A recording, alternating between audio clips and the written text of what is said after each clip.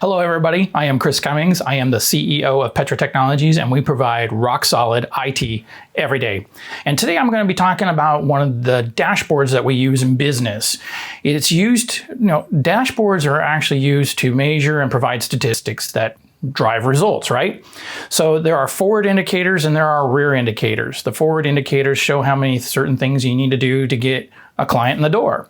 Rear indicators show you how you performed and does it measure up to your expectation. So of the two, the forward indicators really drive your business. So once somebody told me there's a reason why your windshield is bigger than your rear view mirror, right? We want to be able to put these two dashboards in perspective and know that there's gauges for each type of direction. And actually one of the directions that I'll be speaking to is one of the ones that we use in our business that actually tell us how we're performing.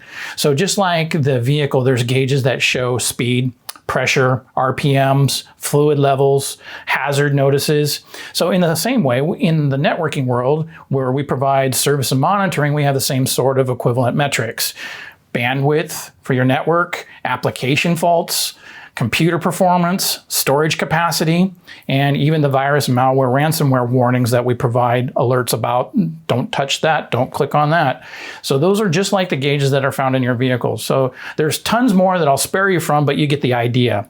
But the net result is that this gives us the ability to take care and monitor thousands of computers without falling through the cracks with any one issue. This format provides a way that we can show clients how their network is performing and how we're providing the service. So as a service provider, it holds us accountable for our service commitment, and as a client, it provides peace of mind. So dashboards, really good way to kind of keep an eye on your business. So until next time, if there's a comment or something like that you want to write, drop me a line and I'll see you on a future video. Thanks.